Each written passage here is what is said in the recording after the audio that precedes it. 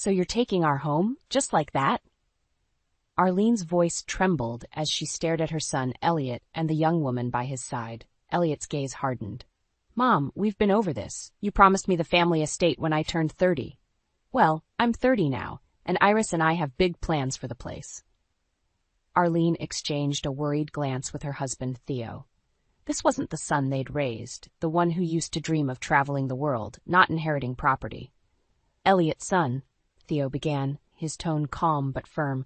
We never made that promise. The estate has been in your mother's family for generations.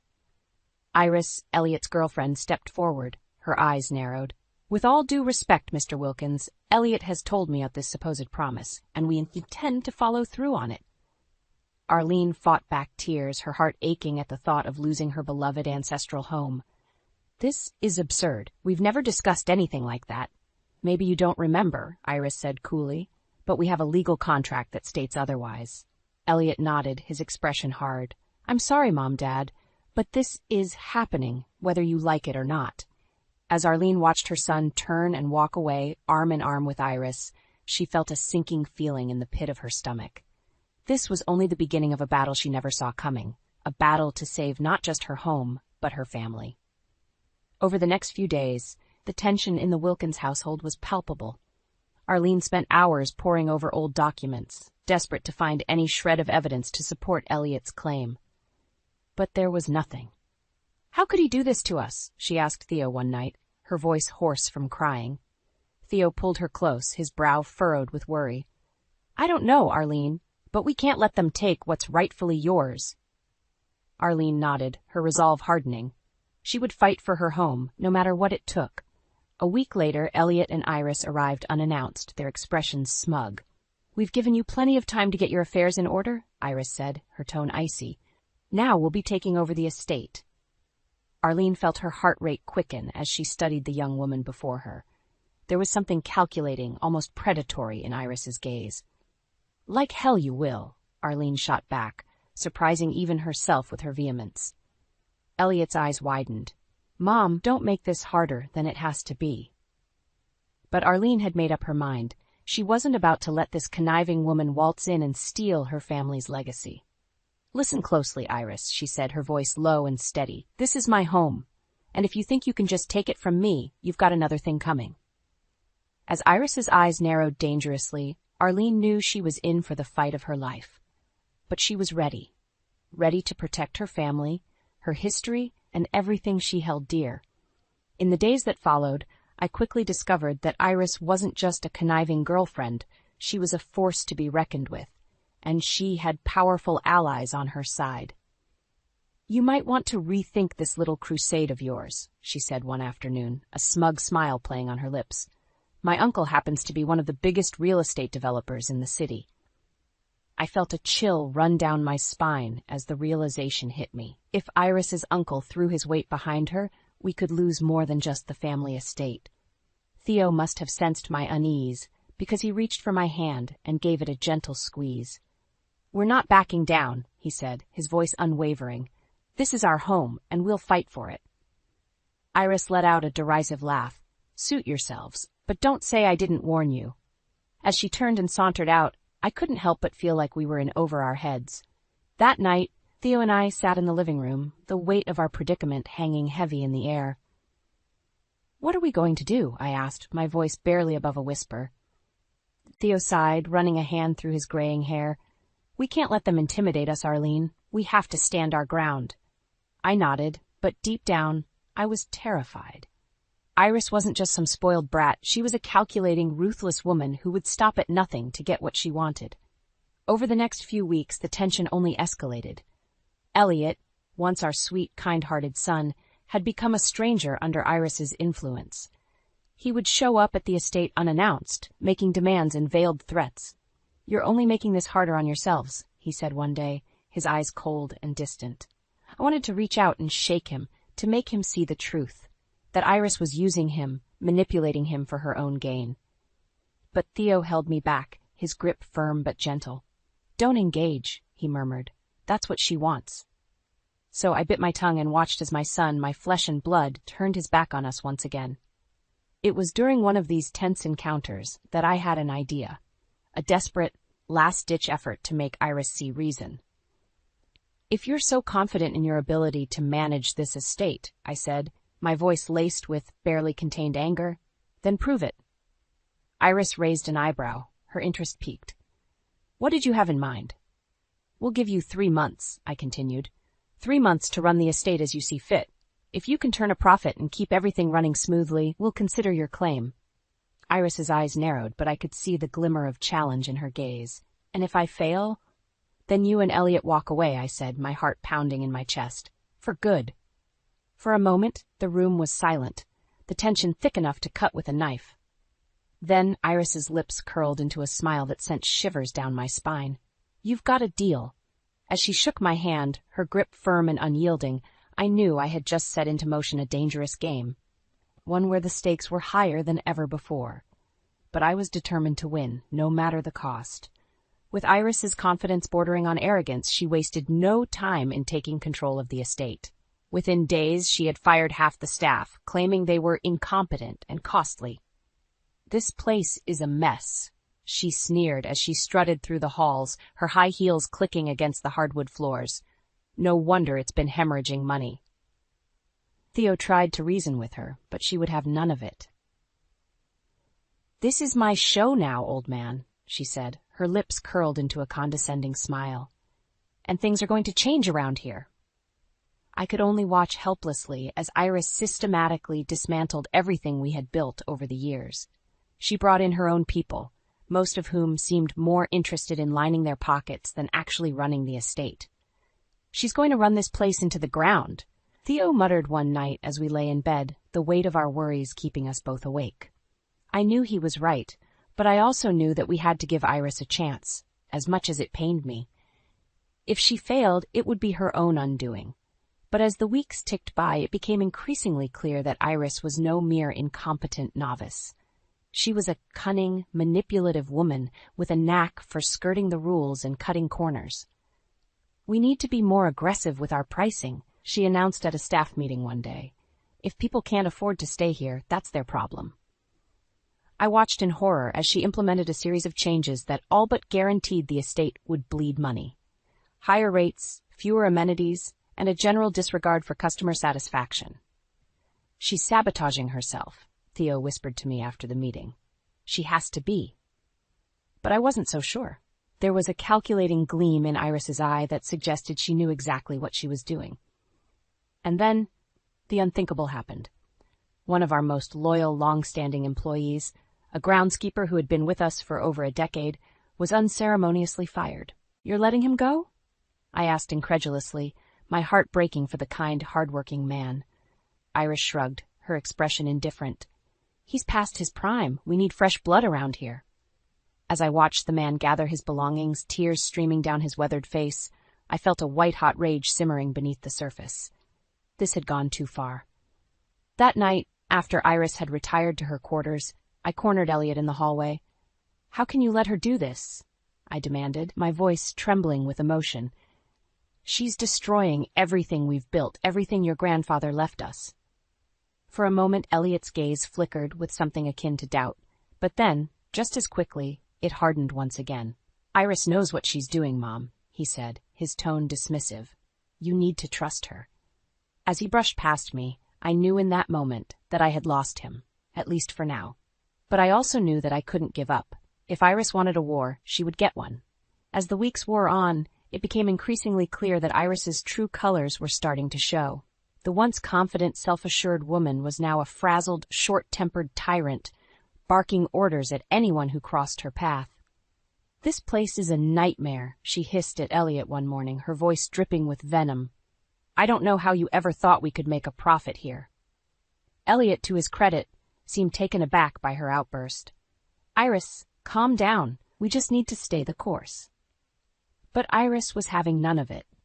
With a dismissive wave of her hand, she stalked off, leaving Elliot standing there, a bewildered expression on his face. I couldn't help but feel a twinge of satisfaction at the sight. Perhaps now, my son would finally see the truth about his so-called girlfriend. But my satisfaction was short-lived. Over the next few days, Iris's erratic behavior only escalated. She was constantly firing staff, changing policies on a whim, and making rash decisions that only served to drive the estate further into the red. "This is madness," Theo said one night, his brow furrowed with worry. "She's going to bankrupt us at this rate." I nodded grimly, knowing that he was right. But there was a part of me that couldn't help but wonder if Iris's actions were all part of some larger scheme. My suspicions were confirmed a few days later when one of the staff members, a young woman named Sarah, approached me with a disturbing revelation. "Mrs. Wilkins," she said, her voice hushed and her eyes darting around nervously, "I think you should take a look at these."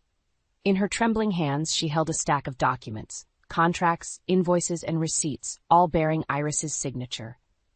As I flipped through them, my heart sank. These weren't just bad business decisions. They were outright fraudulent activities, designed to siphon money from the estate and into Iris's own pockets. "How did you get these?" I asked, my voice barely above a whisper. Sarah swallowed hard. "I overheard Iris talking on the phone. She was boasting about how she was going to bleed this place dry and take everything for herself." I felt a cold fury wash over me. So that was Iris's game. To deliberately run the estate into the ground, all while lining her own pockets with our money. "That snake," I hissed, my fingers tightening around the damning evidence in my hands. Sarah nodded, her expression grim. "I knew something wasn't right. That's why I started keeping copies of everything." In that moment, I felt a surge of gratitude for this young woman's bravery and foresight. She had just handed me the ammunition I needed to take Iris down once and for all. As I clutched the documents to my chest, I knew that the time for playing nice was over. Iris had crossed a line, and now she would have to face the consequences. I was going to make sure of it. With the damning evidence in hand, I knew I had to act quickly. Iris was a snake in the grass, and if I didn't expose her soon, she would slither away with everything we had. The first order of business was to confront Elliot. As much as it pained me to see him so blinded by Iris's manipulation, I knew he deserved to know the truth. "Son, we need to talk," I said, my voice firm but tinged with concern. Elliot looked up from his laptop, his brow furrowed. "What is it, Mom?"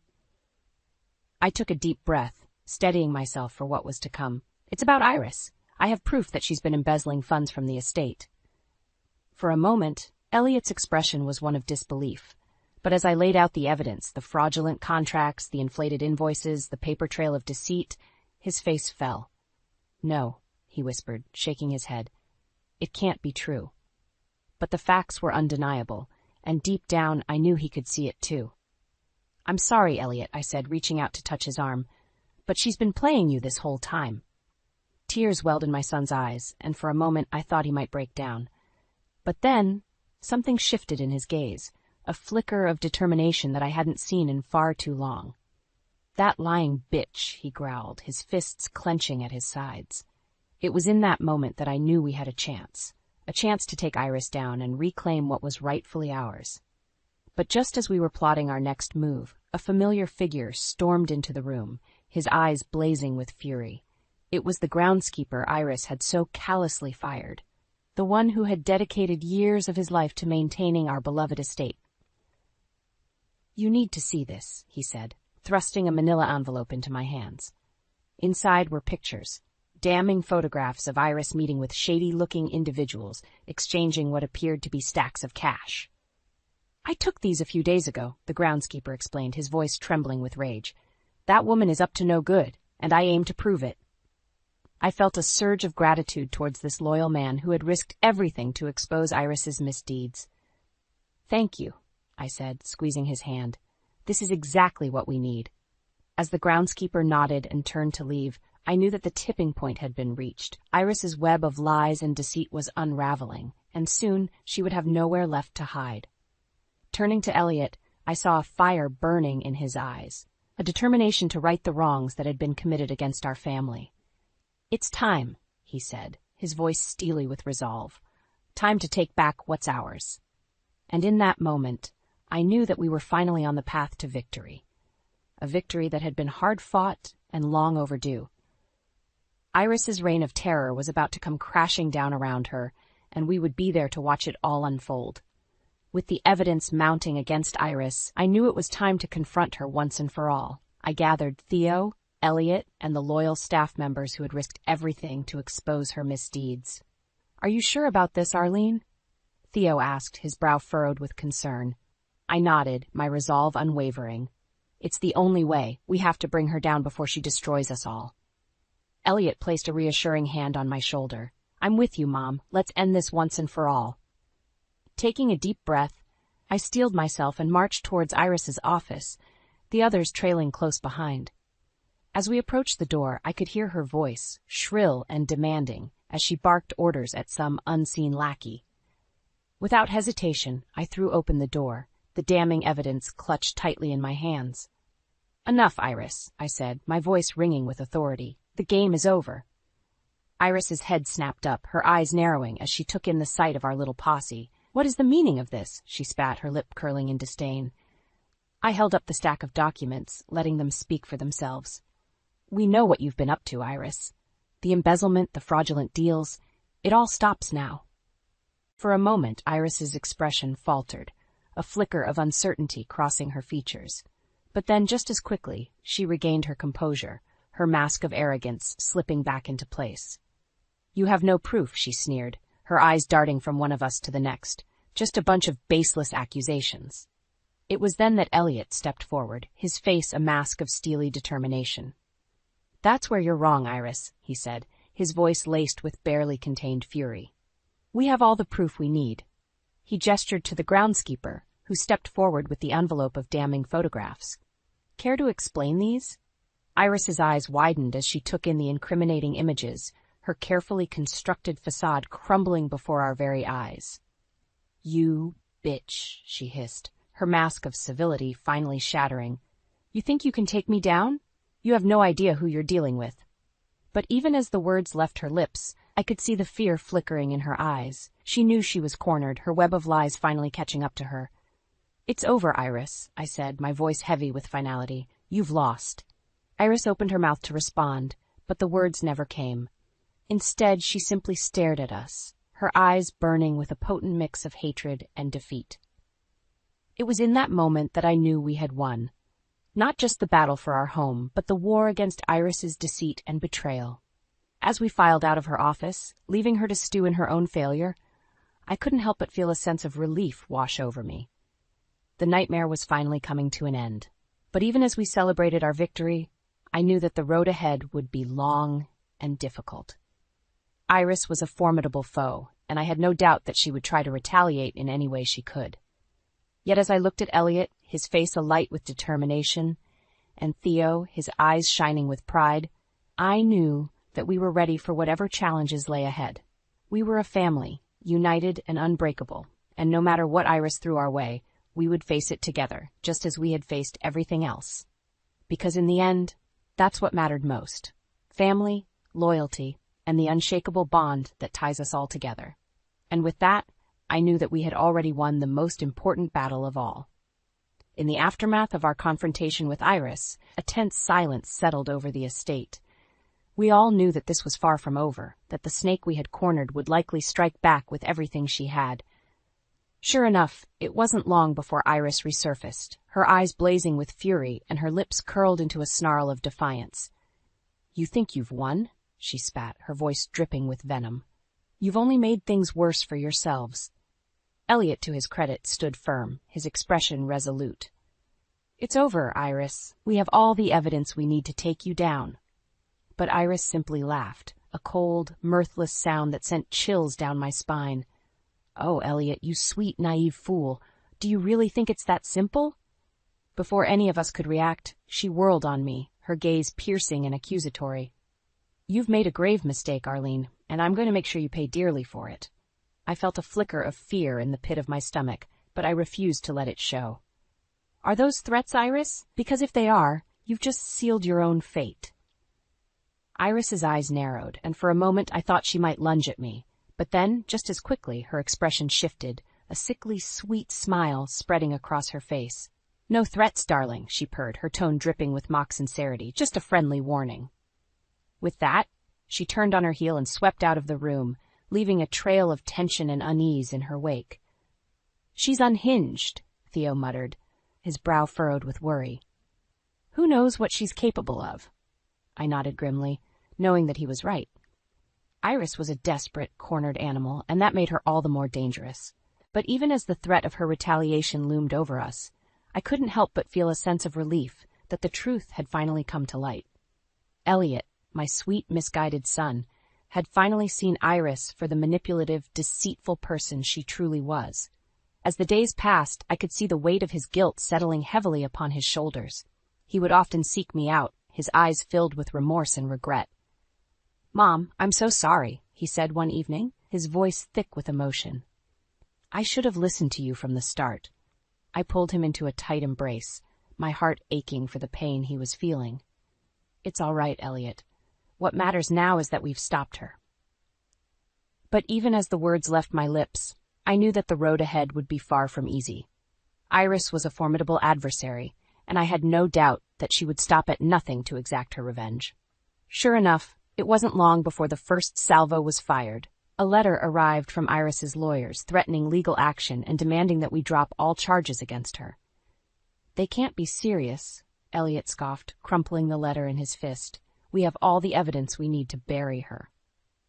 But Theo's expression was grave, his eyes clouded with worry. "Arlene, we can't take this lightly. Iris has connections, and she'll stop at nothing to protect herself." I knew he was right. Iris was a snake, and like any snake, she would strike when we least expected it. But as I looked around at my family, their faces etched with determination and resolve, I knew that we were ready for whatever she threw our way. Because this time, we were fighting not just for our home, but for our very souls. And no matter how hard Iris tried, she would never be able to take that away from us. With a deep breath, I squared my shoulders and met Theo's gaze, my own eyes burning with a fire that had been stoked by years of betrayal and lies. "Let her try," I said, my voice low and steady. "We're not backing down. Not now. Not ever." Because in the end, that's what this was all about. Standing our ground, protecting what was rightfully ours, and ensuring that justice was served. And as we braced ourselves for the battle ahead, I knew that no matter what Iris had in store for us, we would face it head-on, united and unbreakable. For that was the true strength of family, a bond that could never be severed, no matter how hard the enemy tried. In the weeks that followed, Iris's threats of legal action proved to be little more than empty posturing. With the mountain of evidence we had against her, even her high-priced lawyers knew they were fighting a losing battle. "It's over, Iris," Elliot said, his voice ringing with finality as we gathered in the estate's grand foyer. "The authorities have everything they need to put you away for a long time." Iris's eyes narrowed, her lips pressed into a thin, defiant line. "This isn't the end, Elliot. Mark my words, I'll make you all pay for this." But even as the words left her mouth, I could see the fear flickering behind her eyes. She knew she had been beaten, her carefully constructed facade of deceit crumbling around her. As the authorities led her away in handcuffs, her head held high, but her shoulders slumped in defeat, I felt a sense of relief wash over me. The nightmare was finally over, or so I thought. In the days that followed, Elliot grew increasingly withdrawn, his once vibrant spirit dulled by the weight of his own guilt and shame. "I'm so sorry, Mom," he said one evening, his voice barely above a whisper. "I let that woman blind me to everything that was important." I pulled him into a tight embrace, my heart aching for the pain he was feeling. "It's all right, Elliot. What matters now is that we've come through this stronger than ever." But even as the words left my lips, I could see the doubt lingering in his eyes. He was a man haunted by his own mistakes, struggling to find his way back to the path he had so carelessly strayed from. It was in those moments that I realized the true cost of Iris's betrayal. She had nearly torn our family apart, her poisonous influence seeping into the very fabric of our lives and leaving a trail of pain and mistrust in its wake. But even as the wounds she had inflicted still stung, I knew that we had a choice: to let her actions define us, or to rise above them and reclaim the bond that had sustained us for so long. And so we chose the latter. With each passing day, we worked to rebuild the trust that had been shattered, to mend the rifts that Iris had so callously created. It wasn't easy, but slowly, surely, we began to heal. Elliot, bless his heart, was the driving force behind our reconciliation. He threw himself into the task of restoring the estate to its former glory, working tirelessly to undo the damage that Iris had wrought. "This is my penance," he would say, his brow glistening with sweat as he toiled away in the gardens or tended to the repairs that had been so long neglected. And as I watched him pour his heart and soul into the task, I couldn't help but feel a swell of pride. This was the son I had raised, the one whose loyalty and determination had been momentarily clouded but never truly lost. As the months passed, the estate slowly but surely began to regain its former luster, a testament to the resilience of our family and the unbreakable bond that had seen us through even the darkest of times. And on the day that we finally moved back into our ancestral home, a weight seemed to lift from our shoulders, a weight that had been born of Iris's deceit and the turmoil she had brought into our lives. "We made it," Theo said, his eyes shining with pride as he surveyed the restored grandeur of the estate. I nodded, feeling a sense of peace wash over me. We did, and we'll never let anyone tear us apart again. As we gathered together, a family once more united and whole, I couldn't help but reflect on the journey we had taken, a journey that had tested us in ways we never could have imagined, but one that had ultimately strengthened the bonds that truly mattered. And as the sun set over our beloved home, casting a warm golden glow over the grounds, I knew that we had emerged from the darkness stronger, wiser, and more resolute than ever before. For in the end, that was the true lesson we had learned, that family was not just a bond of blood, but a sacred trust that could weather even the fiercest of storms. And with that knowledge firmly in our hearts, we stepped forward into a future that was brighter and more promising than ever before.